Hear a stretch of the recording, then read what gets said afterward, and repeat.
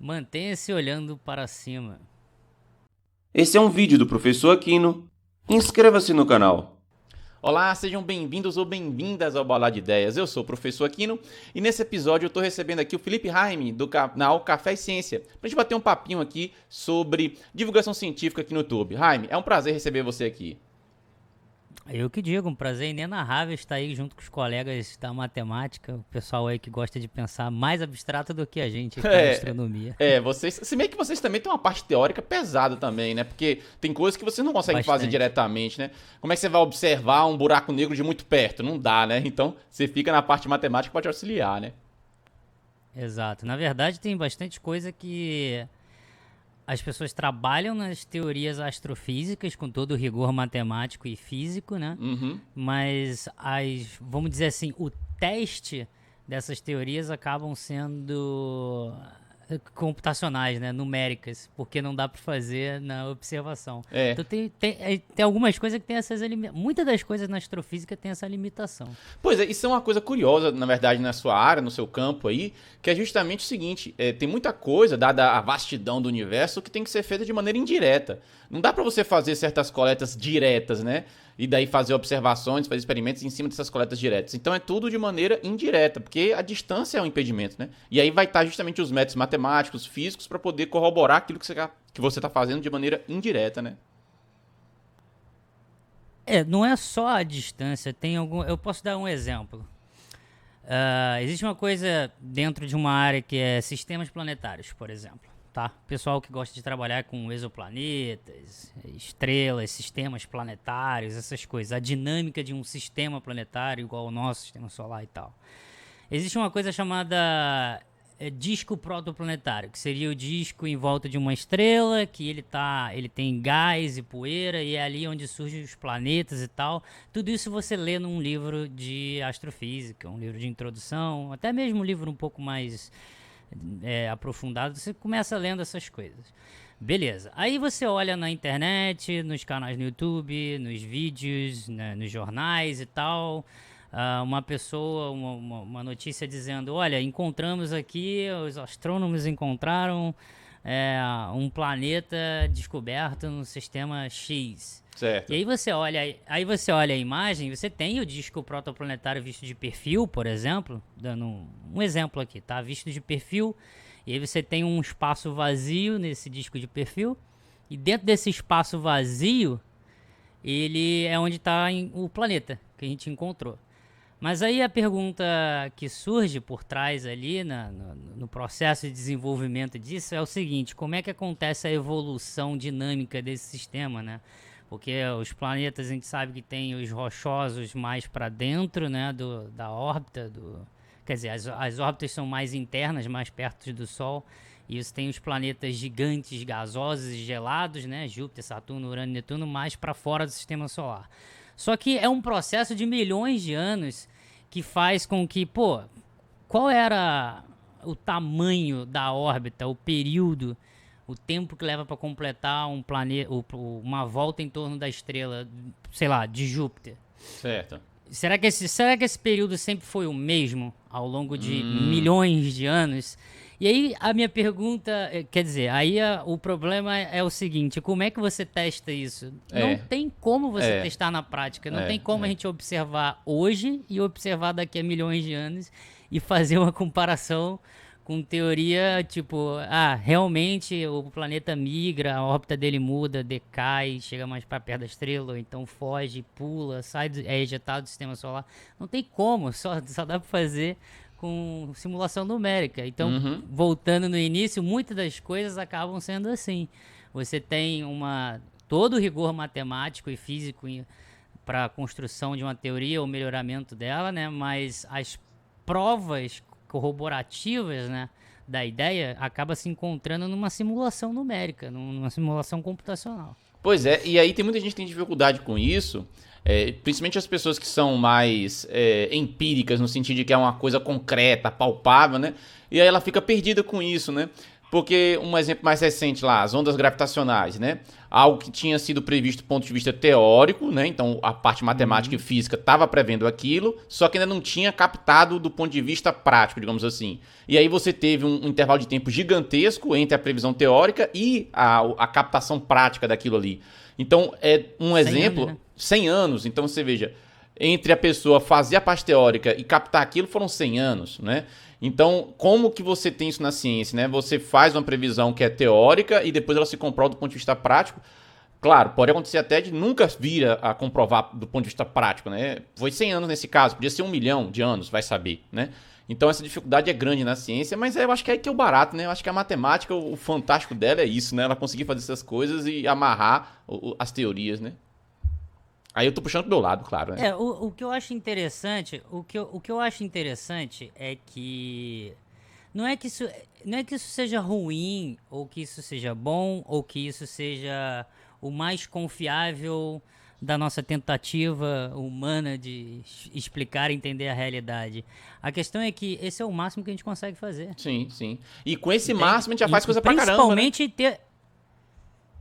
Principalmente em termos astronômicos, quando a gente está falando sobre astronomia, o negócio fica mais complicado. Você tem a biologia total. ali que, de certa maneira, você consegue trabalhar em laboratório, você tem ali até mesmo a física experimental, como por exemplo eletromagnetismo ou então termodinâmica. Muitas dessas coisas você consegue fazer experimentos em laboratório, mas a astrofísica, o laboratório é o céu, não tem jeito, é observação.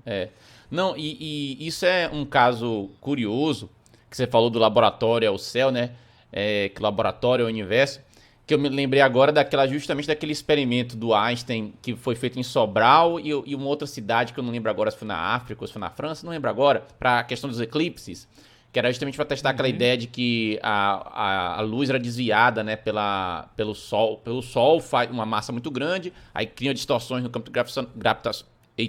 Cria distorções no campo gravitacional e aí a luz desvia. E aí teve aquele experimento onde não dava pra fazer isso num laboratório. Não dá, como é que você vai botar um buraco negro no laboratório pra ver se desvia uma luz, né? O que você fez? Você levou o laboratório pro universo, né? E aí você fez a observação daqui da Terra e chegou naquelas conclusões, né? É um exemplo interessante também. Não, e mais interessante que isso, o que mais me puxa a atenção, e ainda fazendo um comparativo com divulgação científica e com o que a gente vê assim na mídia, internet, é o seguinte. Eu não sei se você já reparou, mas desde o descobrimento lá quer dizer, desde essa observação que corroborou a teoria da relatividade geral do Einstein, né, com o eclipse de Sobral, aquilo ali não provou a teoria do Albert Einstein. Porque olha que interessante, porque a gente tirou uma foto, né, montou uma imagem, reconstruiu uma foto da sombra do horizonte de eventos de um buraco negro. Isso. E aí todo o que saía nas manchetes, assim, o que eu via muitas pessoas falando era, mais uma vez, o Einstein certo. Mas não é bem assim o pensamento, porque você pega a teoria da relatividade geral e você tem alguns regimes que você acaba separando, que é, bom, o que acontece com a dinâmica dos corpos, né, no âmbito gravitacional da coisa, quando a aceleração é baixa. Mas também há o questionamento de, será que isso vai funcionar também quando o campo gravitacional é muito forte, quando a aceleração é muito alta? Então, quer dizer, não é que funciona em uma vez ali com o eclipse que vai funcionar também para áreas próximas de um buraco negro, entende? Pois é. A deflexão do... Então, é interessante, porque a gente está você falou um testando ponto importante. A gente está testando a mesma coisa, só que em regimes diferentes, um com aceleração baixa e outro com aceleração alta. A teoria tenta generalizar isso e dizer que vai funcionar para tudo.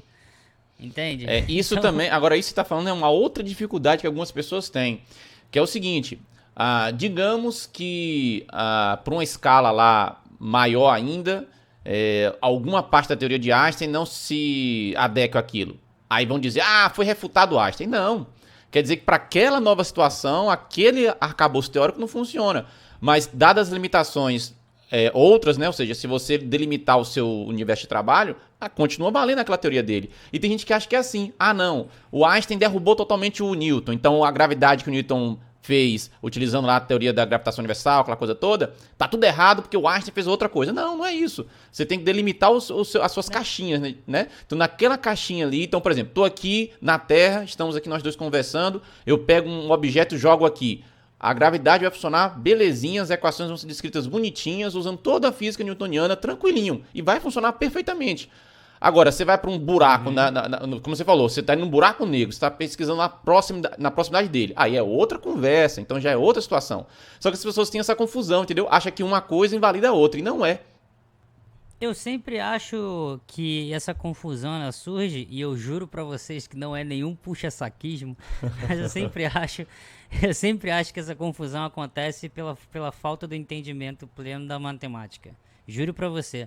Porque às vezes o problema de a teoria não funcionar em algum momento, ou dar um erro em algum momento, ela não necessariamente significa que a teoria esteja errada, né? Mas às vezes é um fator ali, um coeficiente, uma constante que está com valor errado, ou que foi medido errado, ou que está considerando a conta de uma maneira diferente, que na verdade deveria ser de outra, entende? Então, esse entendimento da matemática é importante por causa disso. Você não joga simplesmente as coisas fora, entendeu? Ela já passou por diversos testes. Exato. Então, se tem alguma coisa errada ali, não vai ser algo que vai destruir absolutamente tudo. Exato, exato. O que você tem que fazer são adequar para outras situações, né? E aí você vai fazendo. É uma questão de escala, né? Quando você está numa escala pequena é uma situação, quando você está numa escala gigantesca é outra, e assim vai. E essa questão do experimento, do laboratório, né? Tem algo que eu acho muito curioso na sua área, que é o seguinte. Toda vez que se fala em exploração espacial, né? Em viajar para outros planetas e tudo, eu acho que sempre eu fico pensando que o maior desafio é conseguir percorrer a distância, né? Porque como é que a gente consegue, um ser humano, que nem a gente, que tem uma expectativa de vida aí entre 80, 90 anos, quando muito vai 100 anos, como é que você vai conseguir viajar rápido o suficiente para você ir, por exemplo, para Plutão? Né? Eu nem estou colocando Marte, eu estou colocando logo Plutão. A distância é muito grande, então a impressão que eu tenho é que a dificuldade maior para ser vencida são as grandes distâncias para percorrer. Né? Como é que você fica vendo essa questão assim, para esse lado mais ficção, digamos assim, né? Na exploração de lugares muito distantes? Então, foi como eu falei, no exemplo dos discos protoplanetários. Não, o problema não é só a distância, mas a evolução das coisas, né? Então, você pode levar 4 anos-luz, vou arredondar aqui, para chegar em Alpha Centauri, para encontrar, para ver se tem Próxima Centauri, que é uma estrela próxima aqui do Sol. E para ver se encontra uma próxima Bzinha ali de forma direta com uma câmera para tirar foto, que seria a próxima B, seria um planeta ali, um exoplaneta em volta daquela estrela. Mas beleza, você tira uma foto, você tem ali qual é a grande descoberta, você já tem, você vai bombar em todos os lugares do mundo. Nossa, uma foto direta aqui com a câmera muito próxima do planeta e tal, e aí todo mundo vai gostar. Mas a cabeça do cientista, e principalmente do astrônomo ali, mais ainda as pessoas que estudam essa área, é a de seguinte: beleza, eu tenho o planeta aqui, mas o que acontece com ele daqui a 1000 anos, daqui a 10 mil anos, daqui a 100 mil anos, daqui a 1 milhão de anos, o que vai acontecer? Então não é só uma questão de distância, mas também uma escala de tempo. Então, além de a gente conseguir o ideal, agora falando assim dentro do mundo da ficção científica, o ideal não é só conseguir percorrer grande distância, mas também viajar no tempo para saber o que vai acontecer no futuro com aquele planeta, para ver se a tua teoria está certa, para ver se tua conta está correta, entende? Entendi. Não, aí do ponto de vista de ficção, a gente entra numa seara enorme aqui, né? É porque a gente vê nos filmes as coisas são feitas tão facilmente, o cara tá lá numa nave espacial, puxa um rádio lá, faz uma transmissão, aí quase que instantaneamente, em outra parte da galáxia, a pessoa recebe a transmissão. É que é isso que essa pessoa tá fazendo aí? Não tem como. Cara, se você pensar novamente, Próxima Centauri, vamos supor que tenha um planeta lá e que tenha vida e que seja inteligente. Sim. Beleza? Um monte de suposição aí, mas vamos lá. Nossa, um monte de suposição. Daí você vai e manda um sinal de rádio aqui, aponta as antenas ali da Austrália, Estados Unidos e tal. Aponta as antenas e lança ali um sinal de rádio e fala: Olá, ETs, aqui é a humanidade, câmbio. Vai levar 4 anos pra essa mensagem chegar lá. Daí vai levar mais 4 anos pra aquela mensagem voltar pra gente falando, ouvi sua mensagem. Esse que é o Somos foda. aqui os próximos Besianos, vamos chamar assim.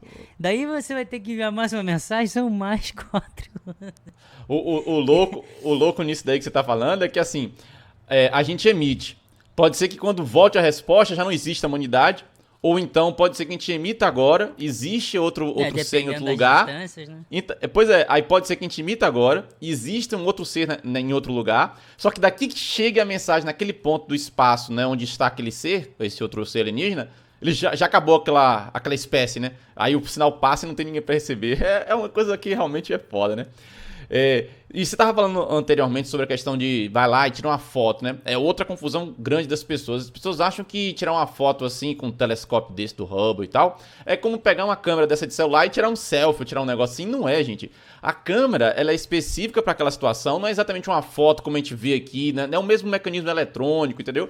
Às vezes também, como você falou, você faz uma montagem, toda foto que você tira de um satélite vai ser uma montagem, porque o que você captou ali não é exatamente a mesma ideia que você captou quando você tem uma câmera no celular. Não é a mesma coisa. E as pessoas não entendem isso. Acham que é falso. Se é reconstrução, é falso, né? É bom também deixar isso claro. São câmeras diferentes com propósitos diferentes, né? É interessante também comentar sobre isso, né?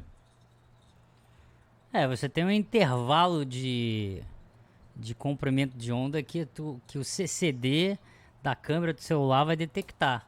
Daí, se eu quero estudar uma coisa específica, sei lá, temperatura da poeira interestelar, entendeu?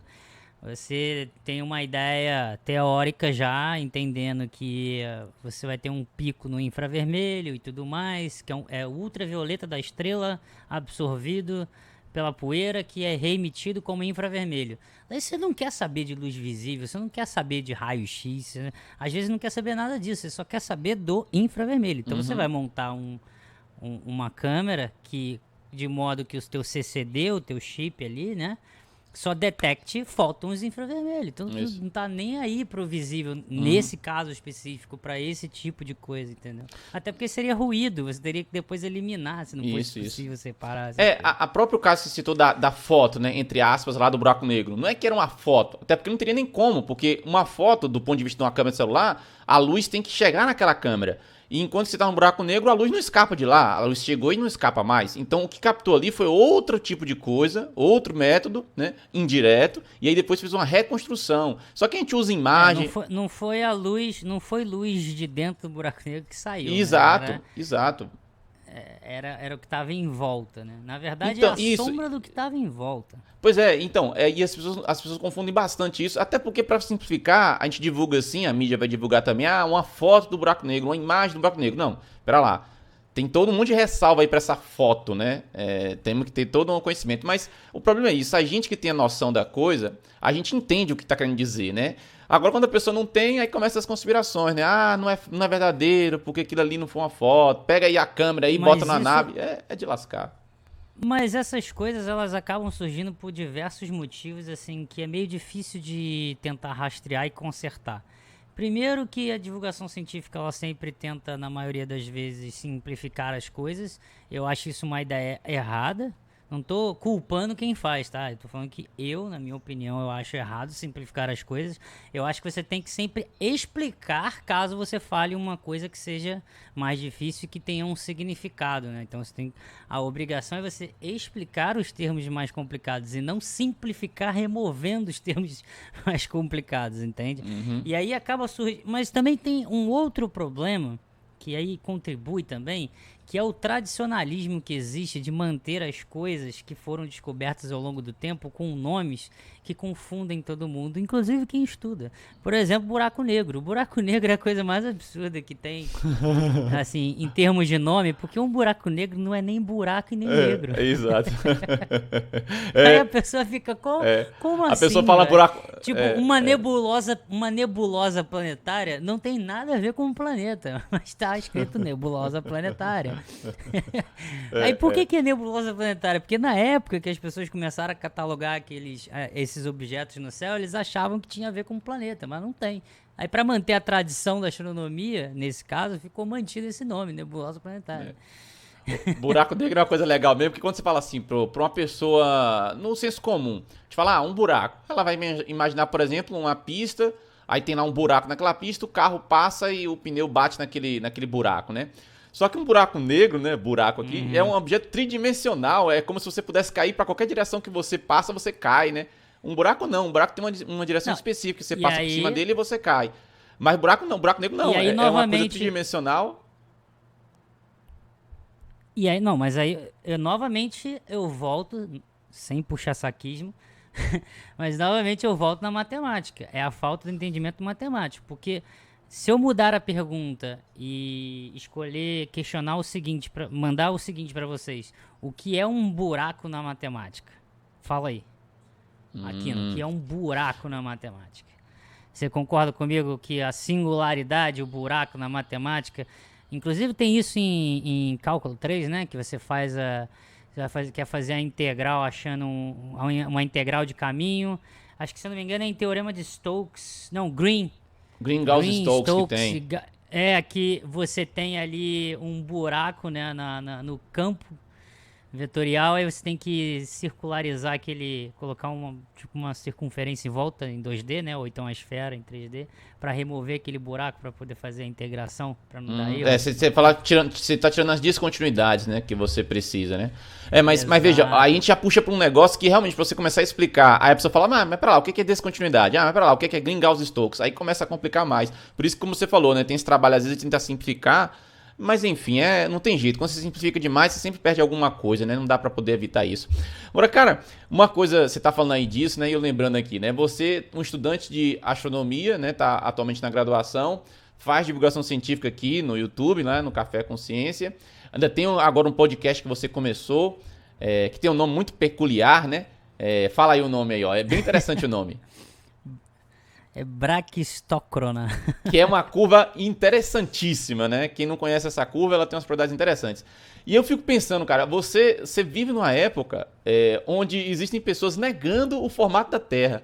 Eu fico pensando como é que é pra você, um estudante de astronomia, fazendo lá cálculo 1, 2, 3, física 1, 2 e 3, álgebra linear, física experimental, fazendo todo aquele camalhaço de teoria que você fica estudando, pra vir um cara e falar, não, gravidade não existe, é só densidade que faz as coisas subirem ou caírem, a Terra é plana, e que coisa maluca, bicho, que mundo peculiar que a gente tá vivendo, viu? Que época peculiar, viu?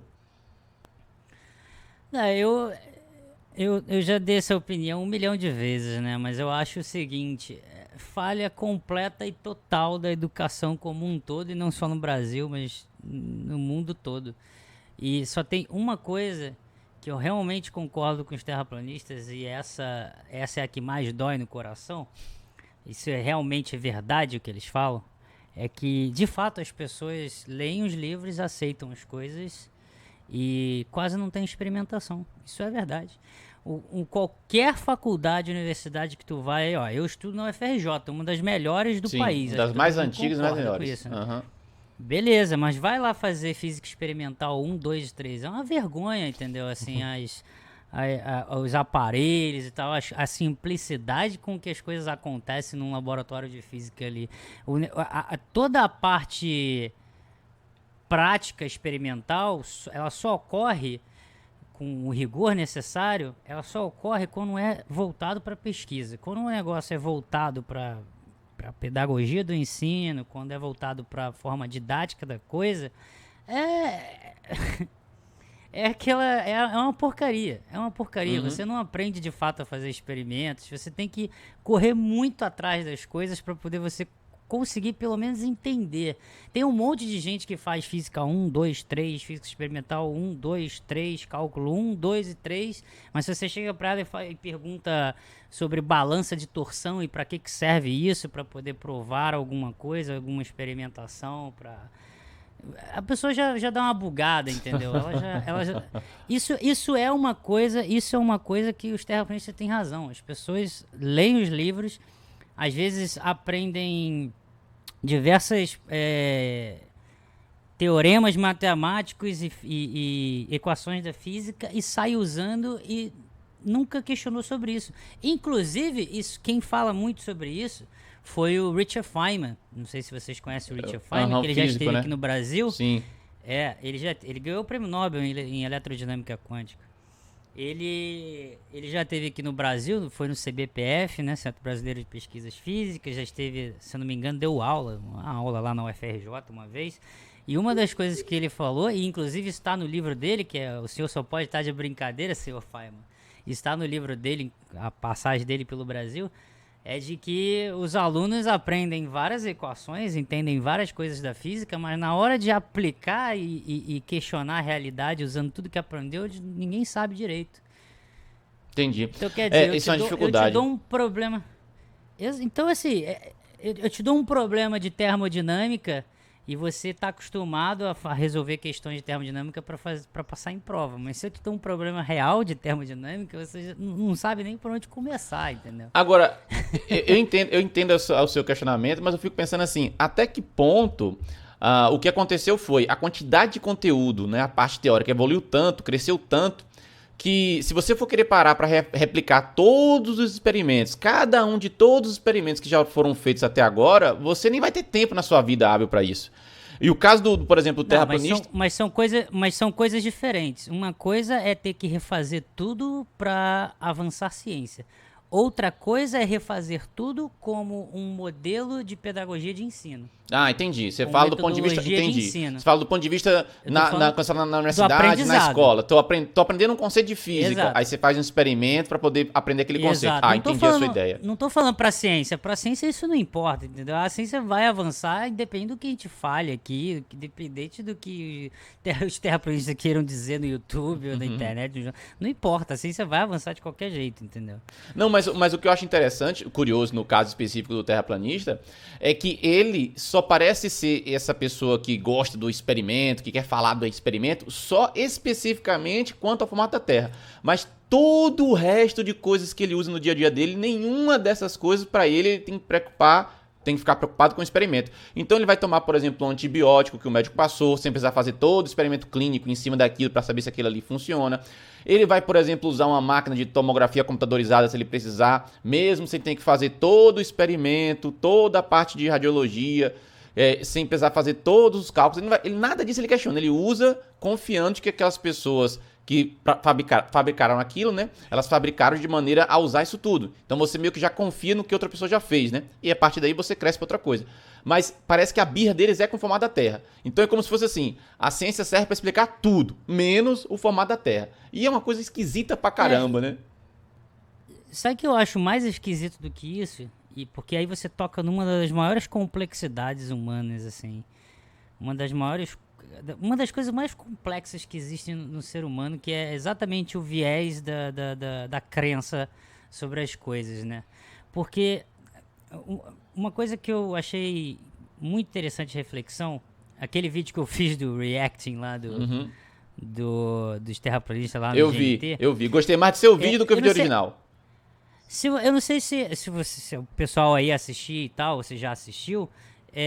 Tem uma coisa interessante que eu vi, que é o seguinte. Eu falei de 3 assuntos polêmicos e interessantes ali. Primeiro que foi a questão da Terra plana. O segundo que é a questão da indústria farmacêutica e a cura do câncer. E a terceira é a ida do homem à lua. Foram 3 coisas assim que as pessoas vivem discutindo. E aí, onde é que entra a complexidade disso tudo? É que se você analisar os comentários, tem gente que não acredita em nenhum dos 3 e não entende. Aí tem o cara que é terraplanista, mas acredita que foi na Lua. Aí tem o cara que não é terraplanista e ele vai e comenta: eu não sou terraplanista, mas o homem não foi na Lua. Aí tem o outro cara que chega e fala: eu não sou terraplanista, eu sei como foi na Lua, mas a cura por câncer existe e tá escondida. E os caras foram mortos e tal, e tá escondida por causa da indústria farmacêutica, isso e aquilo outro. E tem várias combinações dessas coisas, entendeu? Sempre dependendo do viés da crença da pessoa. Aí não, mas a indústria farmacêutica e os remédios e tal, as doenças, de fato os cientistas fazem aquilo ali, não tem nada de errado, tá tudo perfeito ali, entendeu? Aí ao mesmo tempo chega e fala: não, mas a Terra é plana. Então, quer dizer, isso é uma complexidade muito grande. E é por isso que a gente vê diversos profissionais, estudantes, seja o que for, inclusive professores, e inclusive cientistas. Isso é que é mais bizarro, assim, da humanidade. Inclusive cientistas, que às vezes são inteligentíssimas em um assunto e completamente conspiracionista em outro. Completamente. Você pode... por isso que o conhecimento é a coisa mais importante, assim, o conhecimento do método científico é a coisa mais importante que alguém possa aprender, mesmo que ela não seja cientista, ou que nunca seja, assim. Mesmo que você não queira nunca ser cientista na sua vida, você tem que entender o método científico. Porque você pode pegar o cara ali, doutorado, com 15 artigos publicados, falando 10 línguas diferentes, que não sei o que, ganhou o prêmio Nobel e tudo, e a pessoa é, assim, fenomenal na física. Daí ele abre a boca para falar um negócio de biologia, fala uma besteira muito grande, e que não faz sentido algum, mas as pessoas passam a acreditar porque entende ela como uma pessoa inteligente que sabe de tudo porque ganhou o prêmio Nobel. Entendi. Então quer dizer... Mas aí eu acho que entra na questão de que a gente especializou o conhecimento, né? Então você pode perfeitamente ser especialista numa área do conhecimento e acabar não sendo tão um conhecimento tão bom em outra área, né? E eu acho que a gente fez isso para dividir para conquistar. Nós dividimos o conhecimento e aí cada um foi na sua caixinha. Claro, isso avançou pra caramba a nossa tecnologia, a nossa sociedade, só que agora a gente tá chegando em problemas onde tá precisando reunir essas caixinhas de novo, né? Aí tem toda a dificuldade de você conseguir trabalhar de maneira multidisciplinar e tal, mas eu acho que foi importante essa divisão, né? Porque senão a gente não teria avançado da forma que a gente avançou. Sim, se com todo certeza. mundo tivesse que saber tudo de tudo. Eu acho que a gente estaria muito mais atrás, né? Mas enfim, são discussões assim hoje em grandes. dia a gente tá chegando ao nível, de existir o especialista dos especialistas, que é aquela pessoa que sabe reconhecer quem é especialista. Então, às vezes, antes de você procurar alguém que seja especialista no assunto que você tem dúvida, você tem que procurar o especialista dos especialistas, que é o cara que sabe quem é especialista em quê. Entendeu? O conhecimento é uma coisa interessantíssima, né? Bom, ô Jaime, foi muito bom receber você aqui no Balada de Ideias. Quem sabe a gente faz outros episódios, porque tem assunto pra caramba se for pra falar aqui. Se deixar nós dois conversando aqui, eu acho que fica umas 3 horas aqui falando e com certeza ia ficar bem longo o vídeo. Mas, cara, muito obrigado por aceitar o convite e vir participar aqui do Balada de Ideias. Valeu, cara. Muito obrigado. Eu que agradeço, Aquino, e continue aí ensinando a galera matemática. Se inscreva no canal aqui do Aquino e se inscreva lá no Café Essência também. Procura lá os vídeos e depois deixa aí um comentário do que vocês acharam. Beleza? Forte abraço a todos. Falou, gente. Até mais. Tchau.